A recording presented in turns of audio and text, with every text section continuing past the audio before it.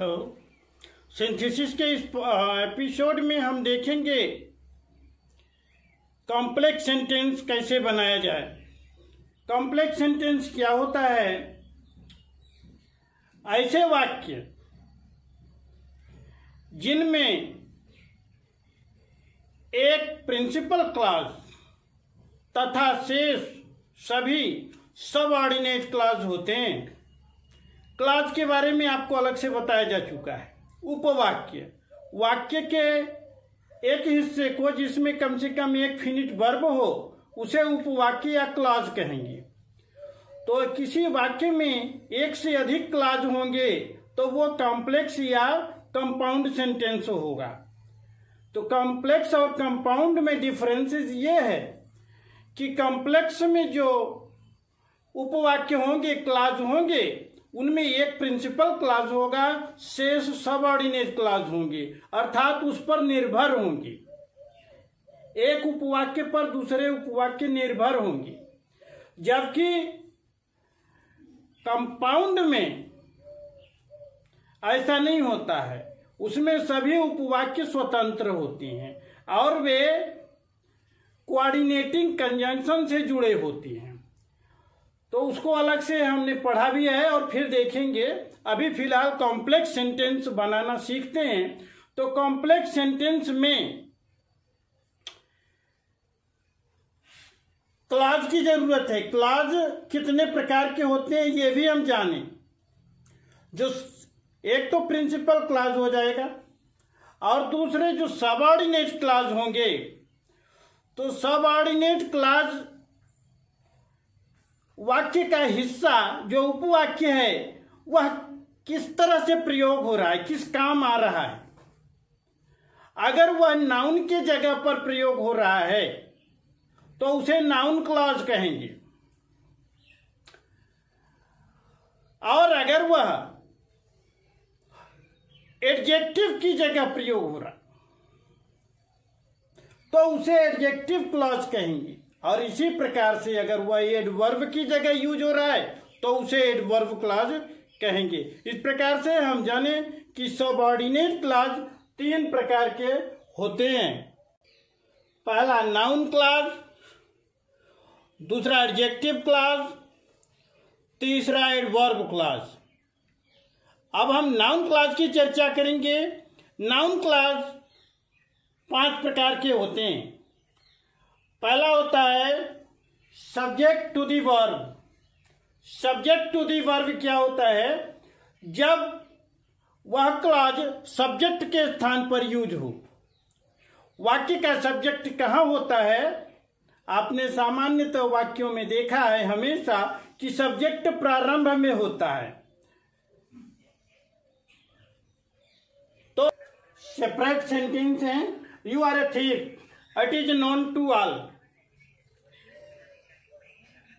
अब यहां पर किया that you are a thief is known to all. तो कैसे ये नाउन क्लॉज हुआ और सब्जेक्ट टू दी वर्ब हुआ, इसको समझे।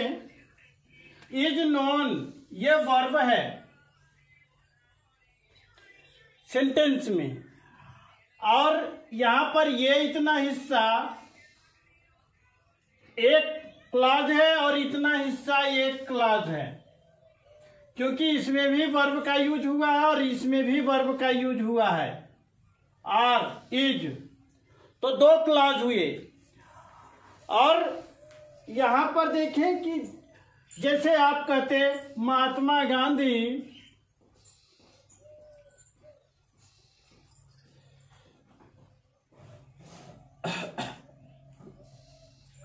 Is known to all. यहां पर हमने कहा Mahatma Gandhi is known to all. Mahatma Gandhi सबके द्वारा जाने जाते हैं, हर कोई जानता है। तो महात्मा गांधी इस सेंटेंस के सब्जेक्ट हैं। अब यहां पर हमने देखा कि सब्जेक्ट के स्थान पर एक क्लॉज ही रख दिया गया, एक वाक्य रख दिया गया। तो चूंकि पूरा एक वाक्य है तो ये वाक्य उस पूरे वाक्य का हिस्सा हुआ, यानी क्लॉज हुआ। और ये चूंकि नाउन के स्थान पर रखा गया है, सब्जेक्ट के स्थान पर रखा गया है, तो ये नाउन क्लॉज है। और नाउन क्लॉज में नाउन सब्जेक्ट भी होता है, नाउन ऑब्जेक्ट भी होता है, तो ये सब्जेक्ट की जगह पर है, इसलिए इसको हम बोलेंगे सब्जेक्ट टू दी वर्ब। तो ये सब्जेक्ट टू दी वर्ब है क्लॉज। और इस तरह से वाक्य को हमने जोड़ा, एक हिस्सा को सब्जेक्ट टू दी वर्ब बना दिया और दूसरे हिस्से को आगे कॉमा लगा के लिख दिया। यह सब जानते हैं, यह सबके द्वारा जाना जाता है। क्या सबके द्वारा जाना जाता है? यह किसकी ओर इशारा कर रहा है कि आप चोर हो, that you are a thief, कि आप चोर हो।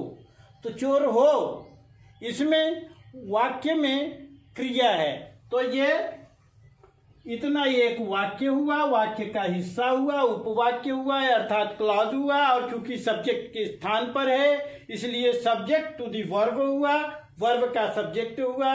और चूंकि सब्जेक्ट नाउन होता है तो ये नाउन क्लॉज है, नाउन का कार्य कर रहा है। इस प्रकार से ये यहाँ पर सबऑर्डिनेट क्लॉज है, ये प्रिंसिपल क्लॉज है। मेन क्लॉज ये है, इस पर ये निर्भर है और ये हमारा कंबाइंड हुआ, सेंटेंस बना। इसी तरह से दूसरा होता है object to the verb. Object to the verb अर्थात बिल्कुल वैसे ही जो एक उपवाक्य है, क्लॉज है, वो सब्जेक्ट के स्थान पर न हो करके ऑब्जेक्ट के स्थान पर हो।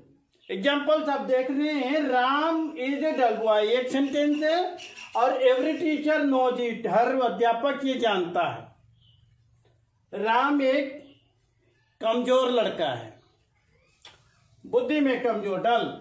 अब कंबाइन करते हैं, every teacher knows that Ram is a dull boy. अब आप समझें, जैसे आप कहते हैं every teacher knows to me, हर अध्यापक मुझे जानता है। तो यहां मी किसे जानता है? मुझे जानता है। क्या और किसे की जवाब में जो आता है वो ऑब्जेक्ट होता है। तो यहां पर ये ऑब्जेक्ट है, यहीं पर अब इसके स्थान पर हमने ऑब्जेक्ट को ये पूरा एक वाक्य रख दिया, यहां से लेकर यहां तक। तो ये वाक्य का हिस्सा जो उपवाक्य या क्लॉज कहलाता है, अब ये ऑब्जेक्ट टू दी वर्ब हुआ क्योंकि ऑब्जेक्ट के स्थान पर रखा गया है। और ऑब्जेक्ट के स्थान पर नाउन या प्रोनाउन होते हैं, तो इसलिए ये नाउन क्लॉज कहलाते हैं। और क्योंकि वाक्य में नाउन का कार्य करते हैं तथा जिस स्थान पर होंगे उस स्थान के हिसाब से जाने जाएंगे। अब आप समझ गए होंगे, जैसे ऑब्जेक्ट टू दी वर्ब देखा, उसी तरह से होता है कंप्लीमेंट। क्या होता है? किसी वाक्य के अर्थ को पूरा करता है। जैसे आई एम, मैं हूं, तो आई करता हुआ और एम क्रिया हुई, तो वाक्य अपने आप में पूरा है, लेकिन इसका अर्थ पूरा नहीं हो रहा है। तो इसके अर्थ को पूरा करने के लिए आगे जो लगाएंगे, आई एम टीचर, तो ये टीचर शब्द जो आया ये अर्थ को पूरा किया, वाक्य को पूरा किया, इसलिए ये कॉम्प्लीमेंट है। तो इस तरह से वाक्य में कॉम्प्लीमेंट का अगर काम करता है कोई क्लॉज, तो वह clause complement to a verb कहलाता है। जैसे यहाँ पर दो वाक्य दिए हैं, Ram has failed in examination, the reason is his carelessness. तो the reason of Ram failure in the examination is, यानी राम की परीक्षा में फेल होने का कारण है।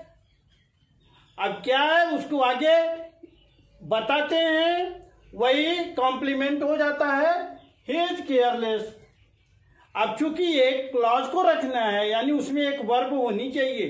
कॉम्प्लेक्स सेंटेंस में हमेशा याद रखें कि एक प्रिंसिपल क्लॉज और बाकी सबऑर्डिनेट क्लॉज होते हैं। तो सबऑर्डिनेट क्लॉज और प्रिंसिपल क्लॉज यानी उपवाक्य सब में वर्ब होना अनिवार्य है। अभी सिंपल सेंटेंस आप जब बनाते हैं तो उसमें वर्ब को नॉन फिनिट करते हैं, इसमें ऐसा नहीं है। लेकिन कॉम्प्लेक्स सेंटेंस जब बनाएंगे तो एक क्लॉज को प्रिंसिपल क्लॉज रखेंगे, बाकी उस पर डिपेंड होंगे। और इस तरह से आपका sentence complement to a verb के एग्जाम्पल में बना। इसी प्रकार object to a preposition, preposition के बाद प्राय नाउन आता है। आप जानते हैं जैसे ऑन द टेबल, ऑन के बाद द टेबल एक नाउन है ऑन, तो यहाँ पर एक फ्रेज को प्रीपोजिशन के आगे ले आएंगे, एक क्लॉज को ले आएंगे, उपवाक्य को ले आएंगे, और वही उपवाक्य ऑब्जेक्ट टू ए प्रीपोजिशन कहलाएगा। जैसे I told you that yesterday, मैंने आपको यह कल ही बता दिया था। यू मस्ट रिलाई इट, आपको भरोसा करना चाहिए। You must rely on what I told you yesterday, you must rely, आपको भरोसा करना चाहिए किस पर? ऑन मी, मुझ पर। अब ऑन मी की जगह हमने एक क्लॉज रख दिया, पूरा वाक्य रखा, उपवाक्य। व्हाट माने जो, आई टोल्ड यू यस्टरडे, मैंने आपको कल बता दिया था। इस प्रकार से ऑब्जेक्ट टू ए प्रीपोजिशन हुआ। इसी प्रकार changing a position to a noun,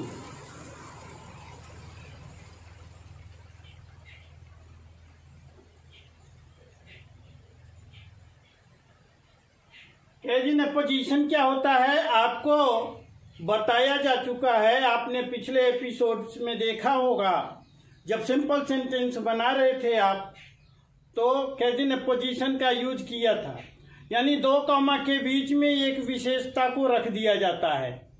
तो यहाँ पर विशेषता को जो रखेंगे वो एक क्लॉज के रूप में होगा, उपवाक्य के रूप में होगा।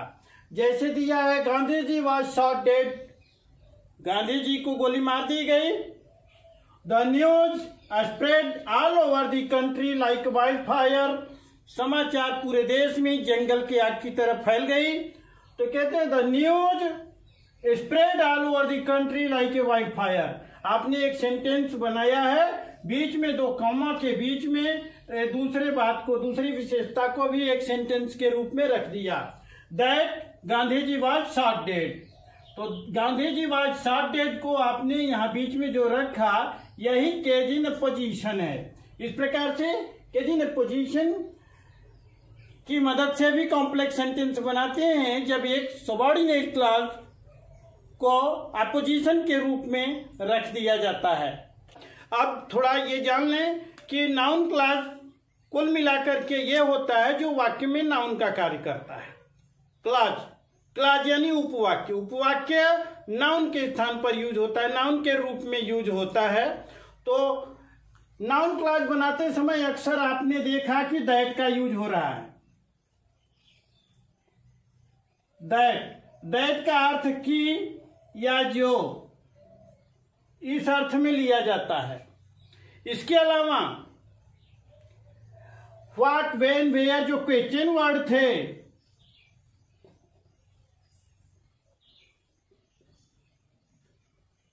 आदि, इस तरह से बहुत सारे क्वेश्चन वर्ड जो, इन सभी क्वेश्चन वर्ड्स का जब यूज करके नाउन क्लॉज बनाया जाता है तो ये क्वेश्चन वर्ड नहीं रह जाती, प्रश्न नहीं करते, लेकिन इनका अर्थ वही होता है।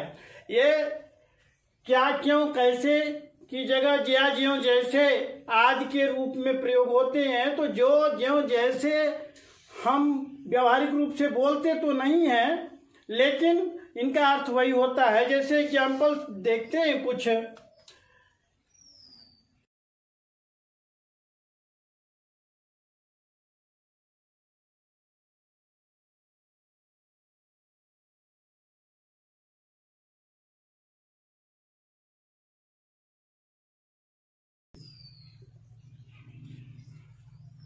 तो यहां पर देखें, tell me where is she, दो वाक्य हैं जिनको हमने जोड़ा। तो tell me where she is, तो क्या किया, वेयर को ज्यों का त्यों हमने कंजंक्शन के रूप में कर लिया। अब ये जब नाउन क्लॉज बना हमारा, ये और ये दोनों अलग अलग हैं, जुड़े वेयर की मदद से। तो इसका वेयर का अर्थ क्या निकलता है, कहाँ। इसी को जहां के रूप में भी बोलना चाहिए शुद्ध रूप से। तो मुझे बताइए वह जहाँ है, वह जहाँ है मुझे बताइए, ऐसे कहना चाहिए। लेकिन हम कहते हैं कि मुझे बताइए वह कहाँ है, कहाँ ही बोलते हैं क्वेश्चन। लेकिन इतना आप ध्यान रखेंगे कि ये भले क से बोल रहे हैं आप, इन सब का हिंदी क से होता है, लेकिन ज से हो जाना चाहिए जब ये कंजंक्शन के रूप में होती है।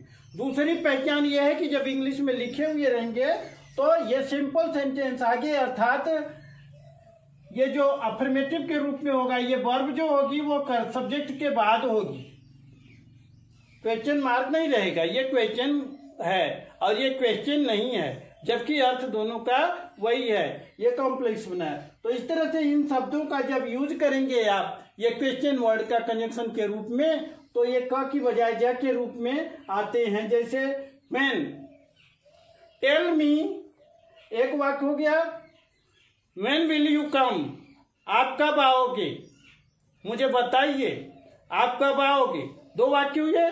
तो जब आप जोड़ेंगे तो टेल मी व्हेन, बिल्कुल वैसे ही विल यू कम को यू विल कम कर देंगे, तो आपका वो वाक्य हो जाएगा tell me when you will come. इन्हें कभी भी क्वेश्चन वर्ड मत समझिए, कई पहचान हो गई।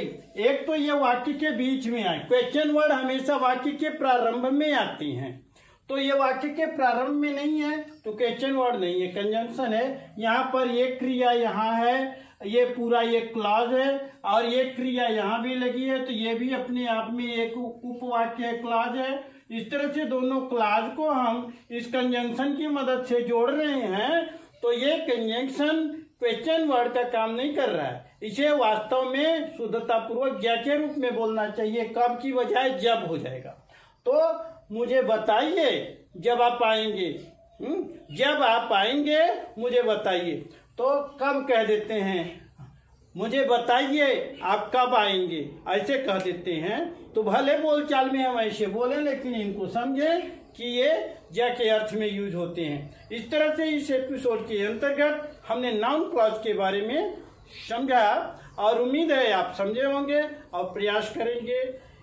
एक्सरसाइज अधिक से अधिक करें, अंग्रेजी अभ्यास से ही आएगी, या कोई भी लैंग्वेज हो, जितना ज़्यादा हम एक्सरसाइज करते हैं, अभ्यास करते हैं, उतना ही ज़्यादा आती है। थैंक यू, शुभकामनाएं।